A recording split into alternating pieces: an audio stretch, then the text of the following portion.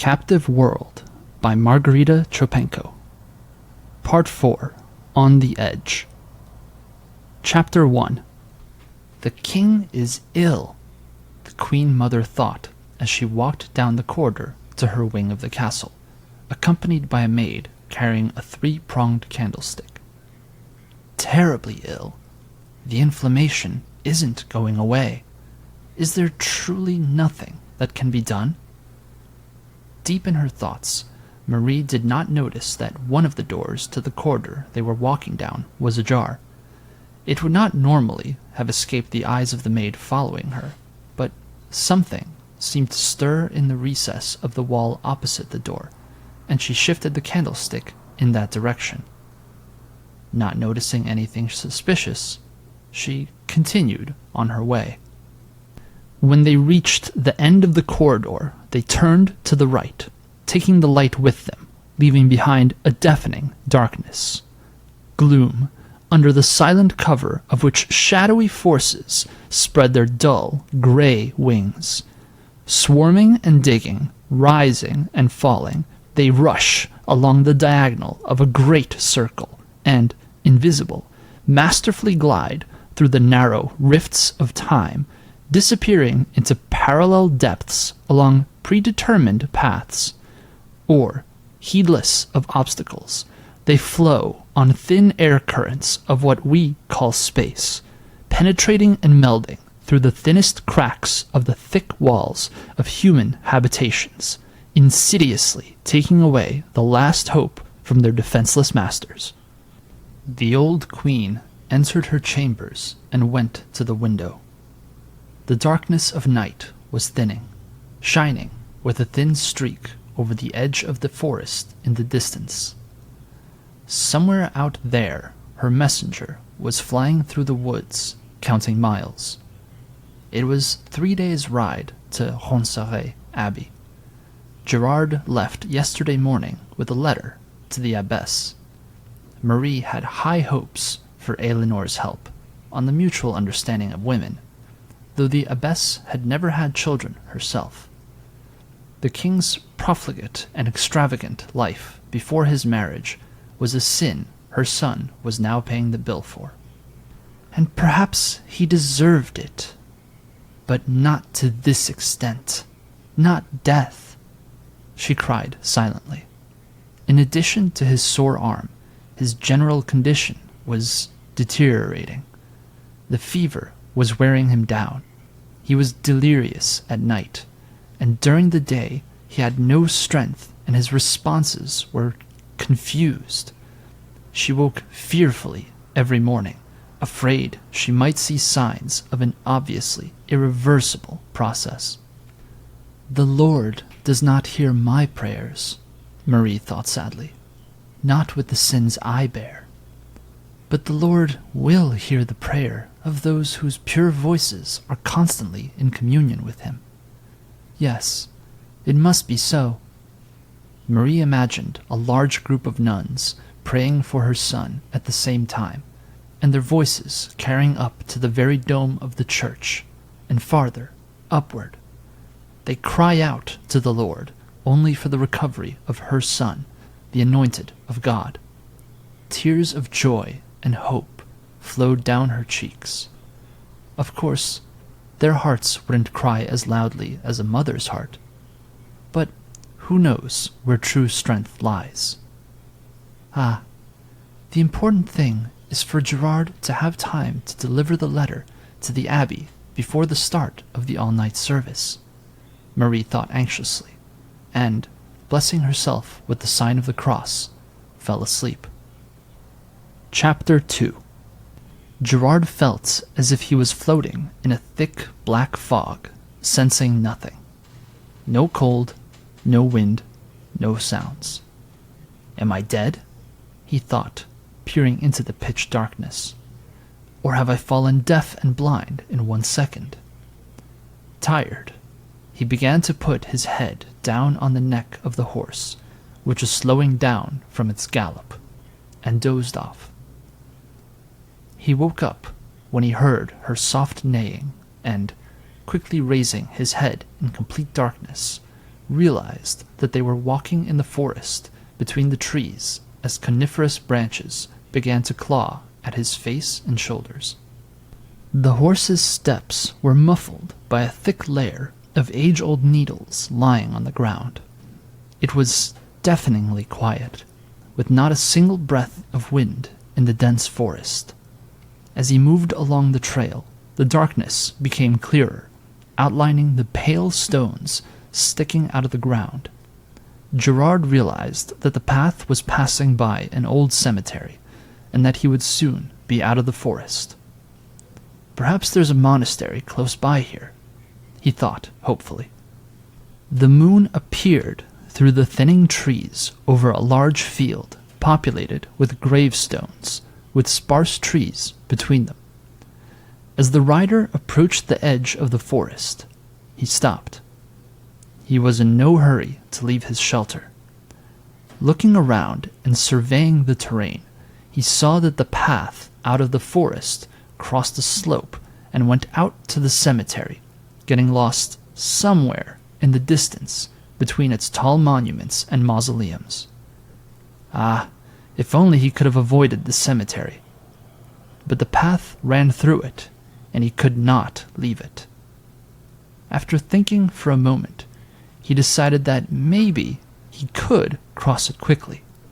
If there was a monastery there, whose walls were now hidden by the cover of night, then he would get there soon, finding shelter, food, and rest, if only for a couple of hours. Standing at the edge of the forest, Gerard thought that he felt a little better now. He had rested somewhat while riding through the forest, and his clothes were dry. He touched the bag strapped to the saddle. It was still there, and so was the letter.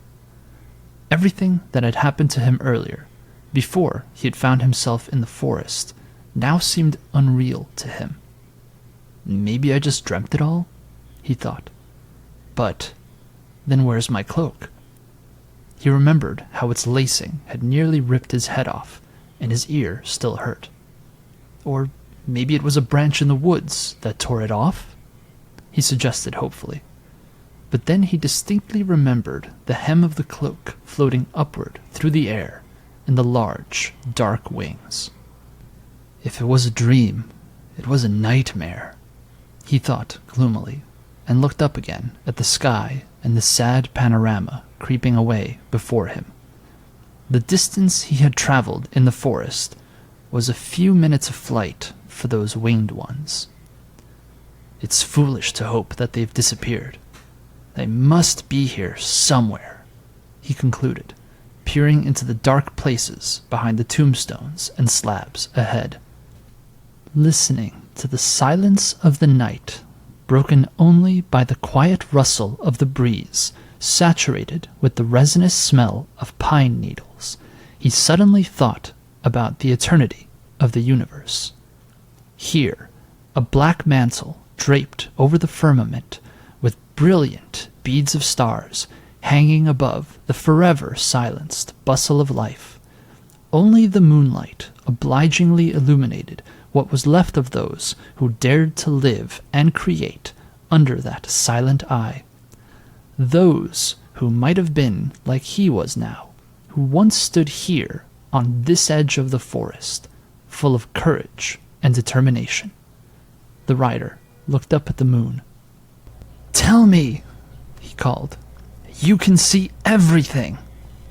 He looked at the sky, at the moon, at the movement of the small thin clouds, now partially covering it, then circling around. Expanding the view of all his senses as far and wide as possible, he waited, gathering his courage, holding out for a sign, a hint, a confirmation that he could go on, because another such attack, he wouldn't be able to stand it. Gerard suddenly felt that he was standing on the threshold of eternity, which started here at the edge of the forest. For him, because perhaps his life would soon end. He always knew that he had come from there, and would go back there when his time came. His time. He took a deep breath. Had it already come? What had he done in his short life to leave already? Nothing worthwhile. He hadn't fought a single battle, and had not even been able to complete this first, and so important, task assigned to him. Tears were boiling in his chest, unable to find a way out. Why had he come into this life? The horse shifted from one foot to the other, sniffing the fresh, cool air. Maybe, at least, to deliver this letter, the thought flashed. A firm decision sealed his spirit. He would do it, no matter what it cost him. After all, while he was still alive and in one piece, he had a splendid horse, a sword, and the trail ahead. Drawing his sword from its scabbard and gently spurring his horse, he moved with a step from the edge of the forest to the cemetery, listening carefully to the fluttering air and watching its transparency. Chapter 3. The soft grass muffled the hard hoofbeats. When he came to the edge of the cemetery, the rider slowed, once again looking at the various and unevenly spaced buildings clustered on the small plain, the opposite edge of which disappeared into darkness. All was quiet. An indistinct path began in the middle, and the rider urged his steed onward. The moonlight was pale, highlighting the gray tombstones clean from the recent rain. The grass, silvering here and there, rustled with long, uncut stalks. Moving along the path between the uneven rows, the rider peered ahead, trying to make out the outline of the monastery, leaving his peripheral vision to notice any movement. As he walked on, he was surprised to see that the cemetery branched out, and the path meandered through various parts of it. Ahead on the left was a tree. Something large seemed to darken the space further behind it. Must be the wall of the monastery, he thought, walking steadily. If there is a monastery here, then I have nothing to fear, and the horse is at ease. He encouraged himself, taking a tense breath. His attention was drawn to something tall and light ahead and on his left side. He glanced over to see what it was. A tall monument of a man, apparently made of expensive white stone, stood out in the darkness. His face was turned towards Gerard, as if he were looking at him, but with his eyes downcast. The rider's attention was drawn to his eyes, for the expression on his face was such that, for a moment, the downcast eyes seemed about to glare straight at him. It was a mistake. Fear shot through his body like an arrow, because it was impossible to look away from those eyes, freezing with horror to see them suddenly come to life. Time stopped. It seemed to the rider that his horse hung in the air and could not touch the ground. He was gasping for breath. His eyes darkened, and it was only when, spasmodically bent in half, he was finally able to close them that the vision ended.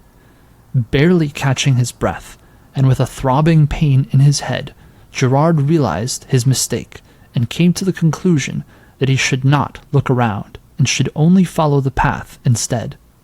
But that wasn't so easy to do. The monument's left arm was stretched out to the side and down, pointing to something on the other side of the path. When Gerard reached that spot, he couldn't help but look curiously at what it was pointing to, and glanced to the right. Something bright flickered between the stones. As he approached, he saw that on the ground near a tombstone was sitting a statue of a thin female figure made of the same white stone. The rider slowed his pace in wonder. He was sure that the movement he saw belonged to this figure. A chill ran down his spine. He could have sworn he saw the hem of the statue's dress move in the wind. But perhaps it was the sun-bleached blades of grass. He couldn't say for sure. Everything is strange. Gerard tried to organize his thoughts. What was the monument pointing to? To this figure? If they were related, they would probably be next to each other, not across the path. Under other circumstances, he would have dismounted and read the inscriptions on both tombstones, and probably would have found a logical explanation. But that wasn't possible now. Gerard felt uneasy. He quickened his pace to a trot and redoubled his vigilance. He had no sooner rounded the high archway leading to an underground crypt than he noticed that his horse was shaking and staring in fright, so that the whites of her eyes were visible. So I was not mistaken. The rider was horrified, realizing that he had fallen into a trap after all, and now everything would come apart. The first thing he did was to recite a prayer and pull out a cross from around his neck, letting it shine in the darkness over his clothes. The horse trotted along the narrow, winding path, unable to break into a gallop. It seemed to Gerard that the winged ones were about to emerge from all the stones and slabs, crypts and coffins, to scurry about endlessly in a wild bacchanal. His sword was ready, and now shone in the darkness with its sharp blade. "You're not going to make it.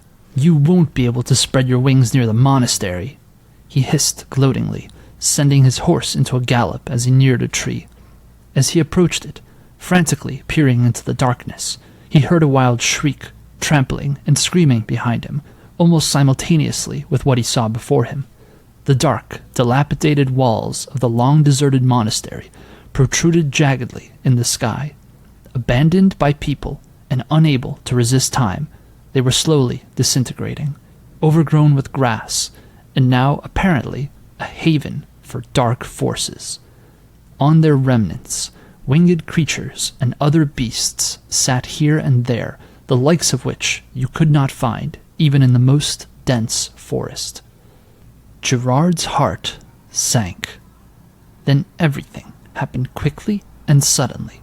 The clatter of hooves from behind forced the horse to rush forward with all its might along the path leading into the oak-lined alley, but jumping out of it, they came face to face with a flock of winged creatures flying towards them. Swinging his sword and smashing them into dust, the rider raced along the path, trying to get as far as possible before they reformed, regaining their original appearance. The path skirted several tombstones and doubled back, continuing down the slope.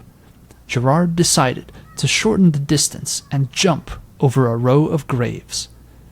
And at the moment when the horse's hooves broke away from the path, which he should not have allowed to happen, Gerard realized too late. He fell into a gray, gelatinous murkiness unlike anything else in the world. Chapter 4. After closing the door behind him, thinking of his failed audience with Elizabeth, the Count turned to leave the castle, loudly tapping his heels beneath its high arches. Satan was dissatisfied. The Count should have taken possession of the pearl thread, but it remained around Elizabeth's neck, and nothing could be done about it. As he passed by a mirror, obeying the will of Satan, the Count suddenly stopped, turned, and took a step in its direction, then another and another, until the brim of his hat rested against its smooth surface. He did not seem to notice this, and, frozen in stillness, stared straight into his own eyes. In the shadow of his hat, yellow flashes were clearly visible, a thin golden pattern appearing and disappearing in the depths of his black eyes. But it was no longer the Count looking into his own eyes. It was Satan looking through the Count's eyes into their reflection. He noticed that the flashes became less frequent and then disappeared altogether. So, the impulse is more obvious when the Count is active, or when he is excited. We must moderate the energy levels. Yes, he summarized. This version of the Count will have to be updated. Stepping outside, the Count headed into an alley, taking shelter from the hot rays of the midday sun, and sat down on a bench under a large oak tree.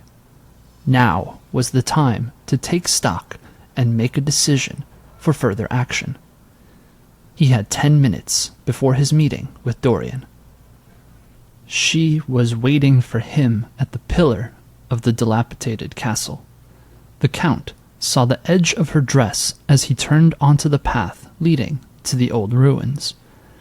There was no place more lonely and romantic than this.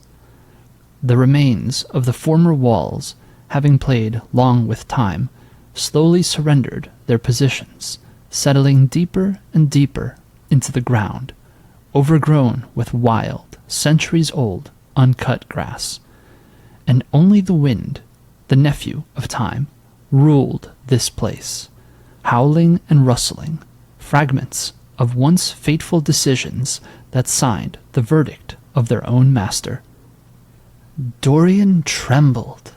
Luck was coming her way. Philip was not a bad husband, but he was weak and indecisive, incapable of making a serious, independent move. His ambition was only enough for small, local intrigues, and her ambition alone was not enough to spin the wheel of time to work in her favor. She needed a man's iron grip and cold, calculating mind. And here he was, the one she needed, coming to meet her now. And he seemed to be in love with her. Chapter 5. Gerard was flying to hell, a place that doesn't exist anywhere, but is everywhere. Spinning slowly in his fall, he felt rather than saw that his body had separated from the saddle, and the horse, freed from its rider, settling down rapidly, suddenly galloped along some invisible surface in the light gray haze, away from him along a gentle, ascending path. Perhaps she'll get out at least. The thought slipped through. He was already tired of this devilish twisting and turning, but there was nothing to grab onto. He no longer knew whether he was falling down or flying horizontally. Nothing was visible except for that ominous fog. Suddenly, he saw a wide platform jutting out of the mist with its open edge. Gerard had not yet had time to realize what it was and what to do when he felt the metal cross hanging around his neck, drawing him to the platform as though pulled by a powerful magnetism. From surprise and bewilderment, he quickly jumped to his feet, ready to fight, and discovered the absence of his sword in his hands. It was an unpleasant discovery, but there was no one around to defend against. Feeling his footing, Gerard looked around to see where he was. He looked to the right, where the platform led, and saw a long tunnel. The moon's silvery light streamed over him from an unfathomable distance. Ahead, through the rippling fog, the irregular, rocky outline of a huge cave could be seen. There was nothing visible above and below. Gerard looked again to his right, at the light at the end of the tunnel. What is that? A road to the surface? He thought. No, I don't think so. Planteus said there was no way out from here. He caught his breath at a hunch. This must be the road to God. Strange that it leads from here. Is it possible? Maybe it's a way for those who accidentally strayed from the path, like me? He speculated and concluded. But there's no returning from there. Gerard looked to the left, to where the platform ended and the abyss began. No, I'll still fight, he thought grimly. I wasn't killed, so I'm still alive. So what if I failed? Haven't I failed enough? He approached the edge and thought. Planteus said there's no way out. He looked to the right again. She said that because everyone who fell here never came back to Earth. But it seems that the righteous still have one small chance, if not to return to Earth, then to God. Gerard hesitated. What to do? Leave without a fight? And the letter? He thought, fumbling for it in his belt pocket. Maybe the only right decision is to go down the tunnel, but... He gritted his teeth. I don't have peace in my soul right now. And, with 3 great leaps across the platform, he threw himself headlong into the darkness with all his might, not noticing that his cross remained lying on the edge of the platform. December 2022.